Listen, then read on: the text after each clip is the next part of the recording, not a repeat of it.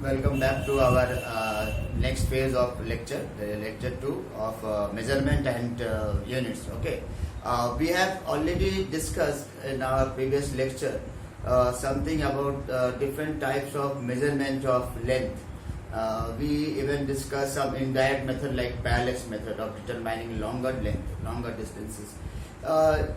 Today we have to study something about mass, measurement of mass and time also.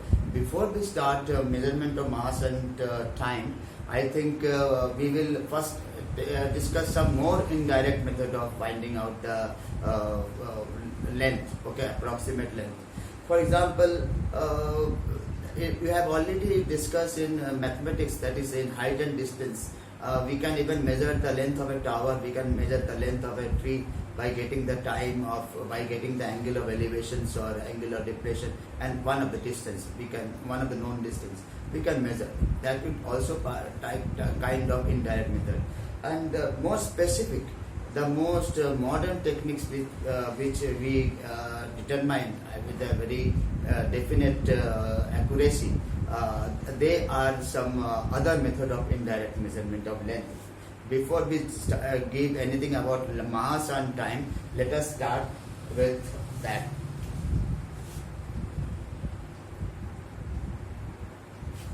Indirect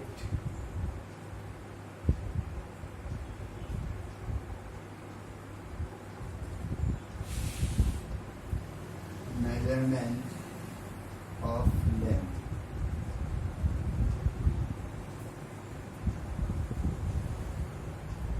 They are by a reflection or echo method. This is the, in fact, indirect method. I am not repeating the same, the trigonometric method of height and distance and other, but we are taking only those which we use very modern equipment. One of them is laser method.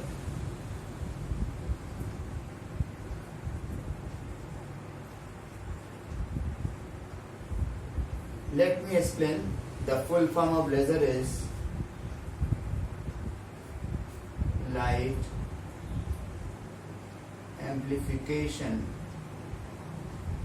by stimulated emission of radiation.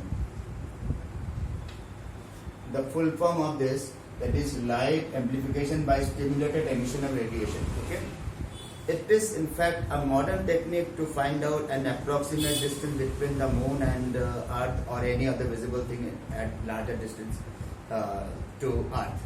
Now let me explain that how it actually works.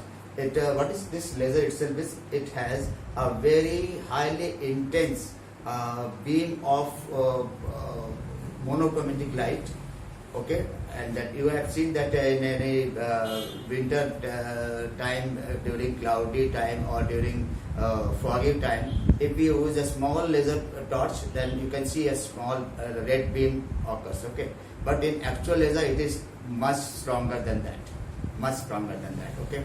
And in the same way, suppose we put it towards the moon and getting back the same reflected light, we get the time, and after getting total time t, we can find out approximate distance by getting the formula s equal to c into t by 2.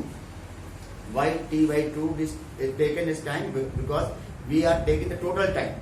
The time taken by light from laser torch to that moon, the target, and then return back. The total time is t. Naturally, one way time is just t by 2. And this is speed of light because it moves with the speed of light. And this is how we determine the approximate length by using laser. And next one is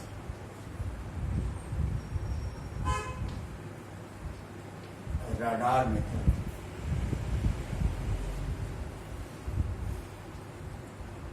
It is very common name. You know it well that a radar is used by our soldiers, by our security forces, by this aerodromes or wherever airports we use such things, and also they are used by archaeologists to find out something beneath the earth, something below the earth's surface or not. Radar is that. Radar, in fact, itself is a system by which we can find out the approximate range of a body or the target from the point of observation. Okay? Let us write the full form of radar.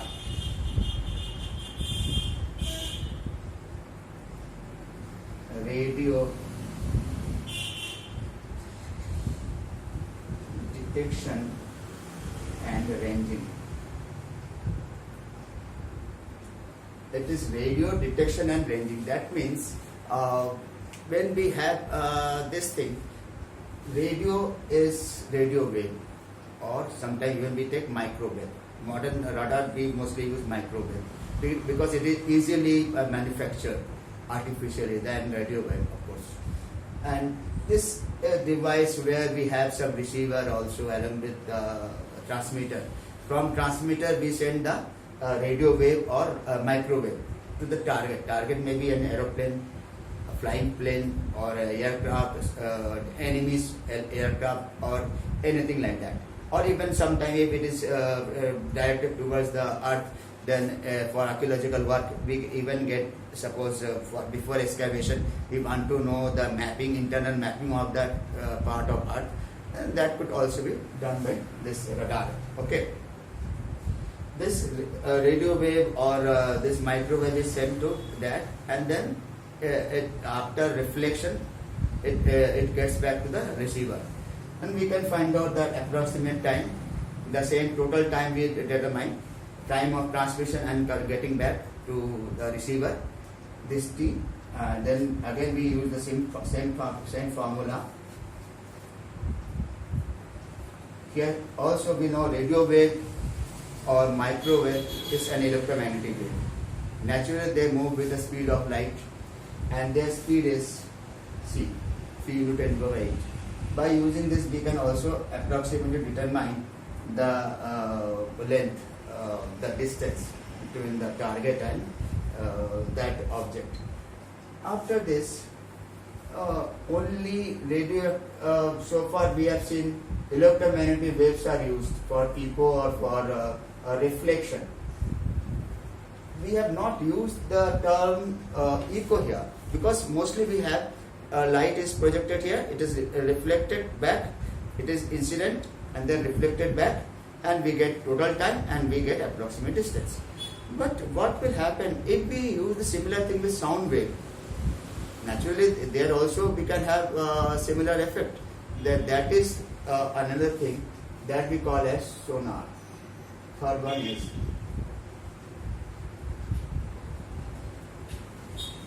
full form of it is sound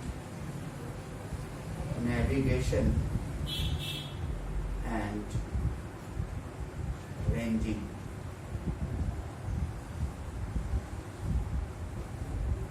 What is the role of this? What is the role of this? You know that during very international war between two countries, we use submarines, we use various warheads which can move below the earth's surface, which can move below the water surface or below the sea level. And then what we have, so in the ocean, suppose some enemy's submarine is there, how could we locate? We must use this sonar method. Sonar is that equipment where we send by means of transmitter, where we send sound wave, the ultrasonic sound wave. Ultrasonic sound wave means its frequency must be greater than 20,000 hertz. Audible frequency से ज़्यादा frequency के हम लोग देते हैं. तो जब ऐसे फ्रिक्वेंसी हम लोग डालते हैं ऊपर से, जब पानी ऊपर से नीचे की ओर फेंकेंगे, छोड़ेंगे, जिसके फ्रिक्वेंसी 20,000 से ज़्यादा हो, 20,000 हर्ट्ज से ज़्यादा है, तो इससे क्या हो जाएगा, this is ultrasonic wave, and the sound will go and strike that object and then it returns back. तो टोटल टाइम हमको मालूम हो जाता है उसके मशीन ऐसे बना हुआ है कि we know that it has already hit and it is returning back. तो जब उस टोटल टाइम का मालूम हो जाएगा तो again with the similar previous method we can determine that S equal to v into t by 2. Remember, here we don't use c, but rather we use v. Why we use v? Because this v is the speed of sound or ultrasonic sound in that ocean or in that water. Okay, and this is how we determine different types of indirect method of finding out length. Okay, now let me have the thing that measurement of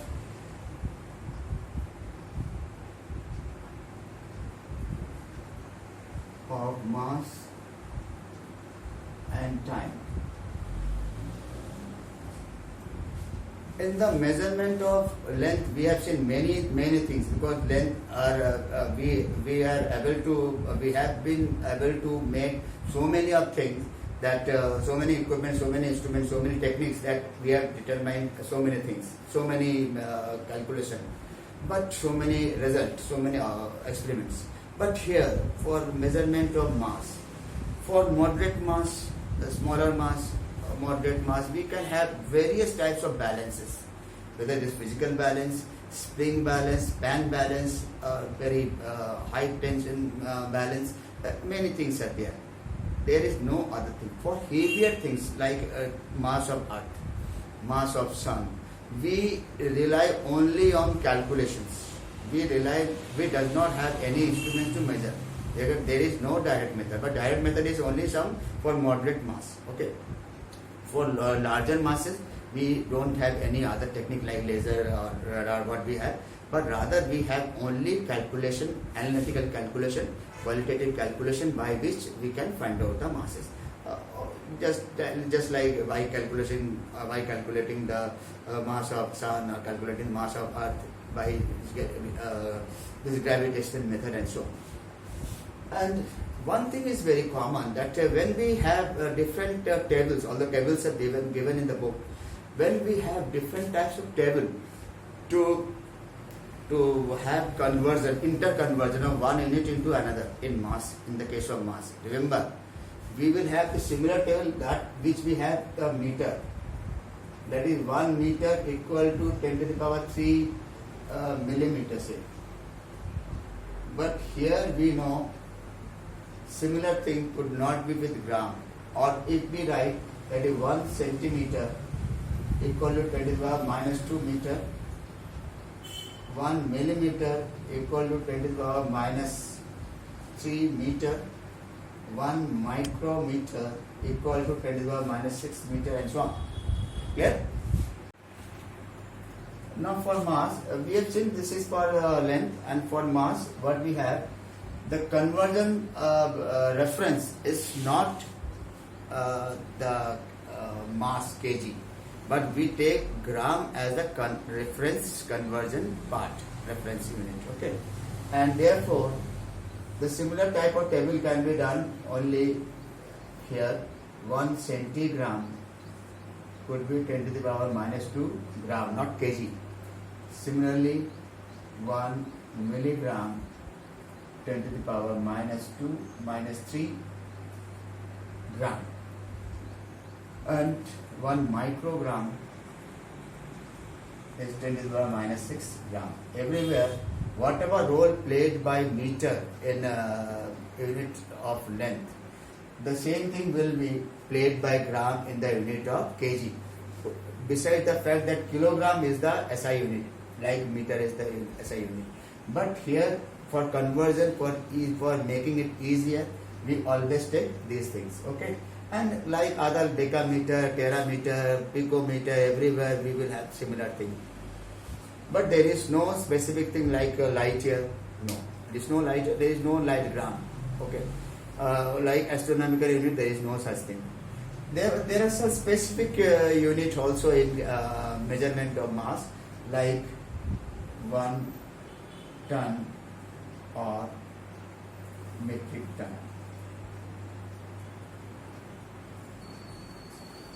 Equal to this kg. Here reference unit is kg, not gram. Similarly, 1 quintal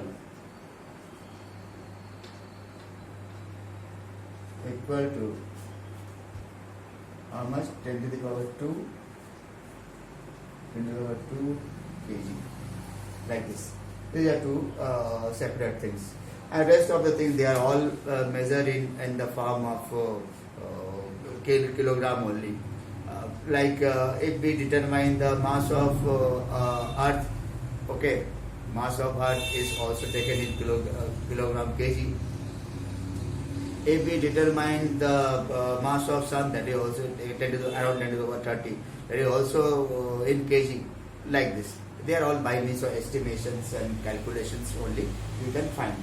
Now for time, for measurement of time, what we have only one thing in mind, that for measurement of time, here we only have different types of clocks. Whether we have this watches, it is also our wall clock, or whether we have atomic clock, whether we have our CGM clock, there are many quartz clock. They are all types of clock which are used as an instruments for directly measurement of time. And rest of the time, again I say that that can be determined by means of calculation and analysis. No more than nothing extra than this. But as far as this conversion factors are concerned, it is very similar to that of measurement of mass. There is a measurement of length. Here we write 1 picosecond 10 to the power minus 12 second. If we write 1 nanosecond 10 to the power minus 9 second. If I write 1 centisecond, we don't use. If I say 1 millisecond 10 to the power minus 3 second, like this. They are similar things. All the tables are given in the book. There is no need to repeat it here. Okay. After knowing the measurement of length, measurement of mass, measurement of time, we must move to the fact that how we describe the order of magnitude and significant figures. First we take order of magnitude. Okay. Order of magnitude of any physical quantity is that power of 10 which is closest to its magnitude. That means if I write some number as 467.4, then what we write, that it can be written approximately as 4.674 into 10 to the power 2. It is power of 10, but it is not in order of magnitude. We won't say, but it is in terms of power of 10. But what is the order of magnitude? To find order of magnitude, we have to see what is this number. And therefore we may have a common formula.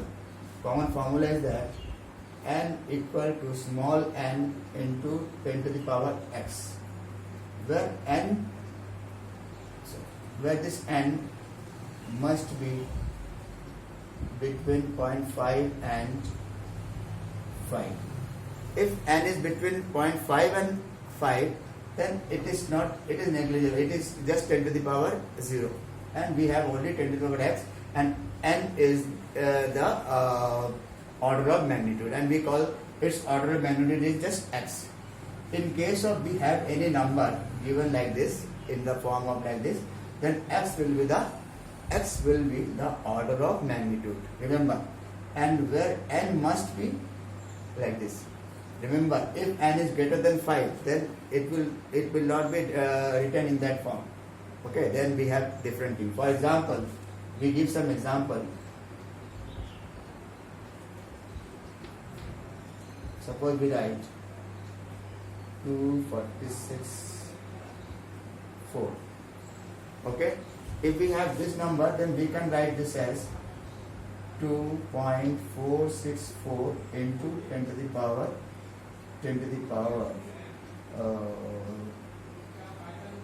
5. 3.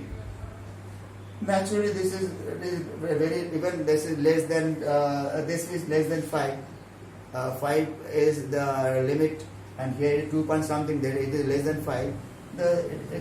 It has no significance. Then the then order of magnitude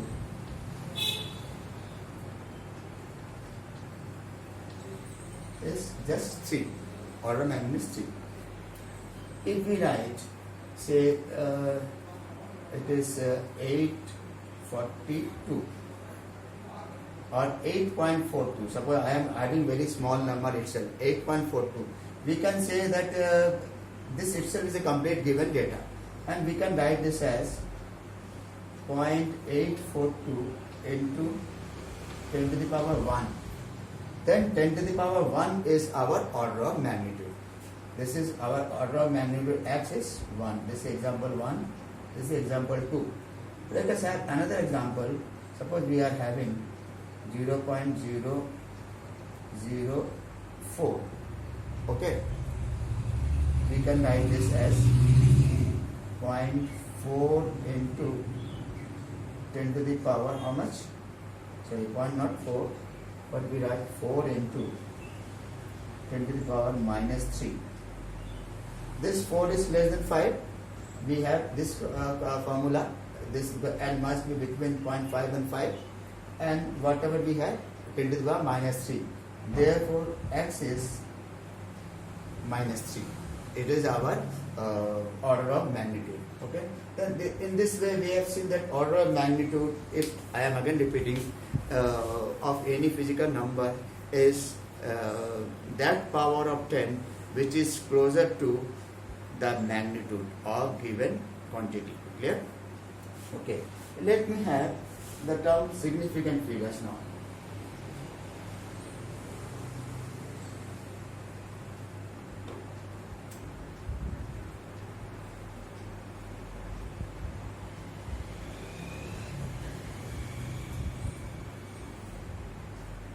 Okay.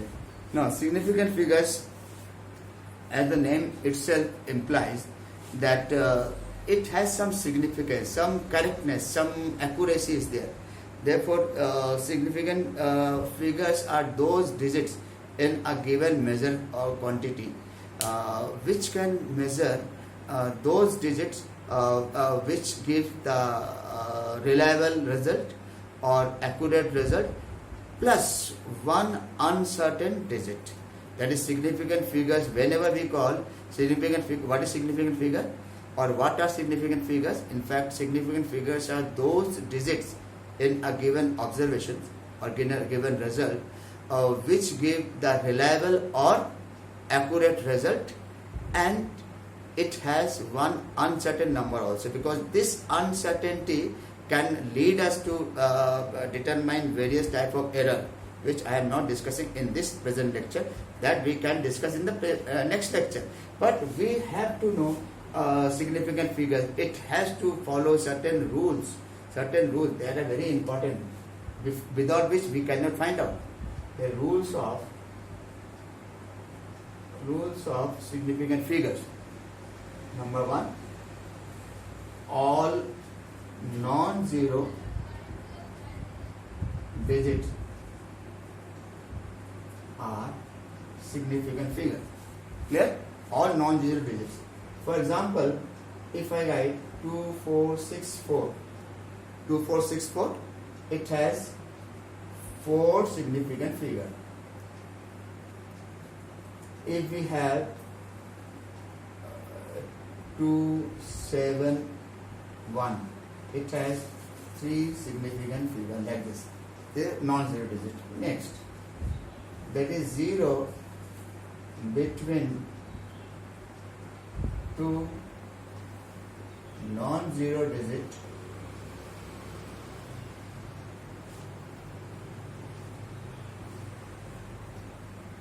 are also significant figure.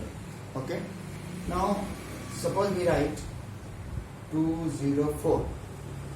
204, 0 between 2 non-zero number, it has 3 significant figure. Okay. And then after this, what we write? 0 on right side of non-zero digits are non-significant figure. Non-significant figure. Example, 24600 has only 3 significant figure. Only 3 significant figure, but there is one clause in the same part. If it is given with some unit, it is a measured value. If I write, it is the first part. Second part, if I write 24600 meter, it is a measured value. Then these 0 will also be counted as significant figures. This is another part.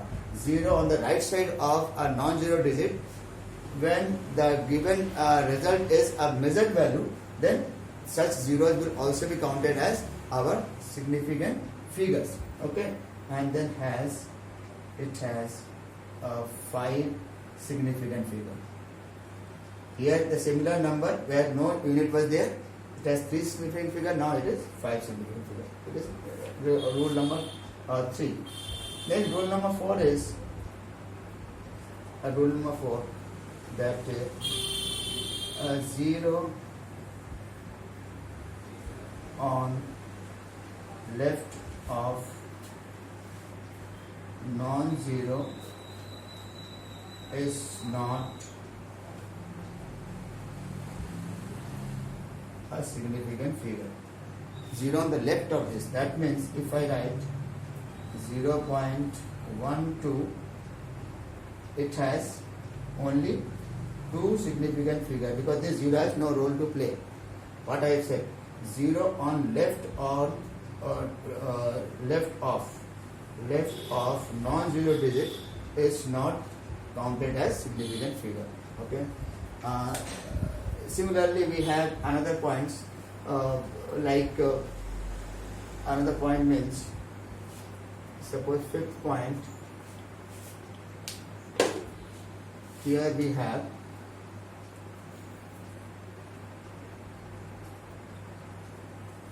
0 after decimal in any measurement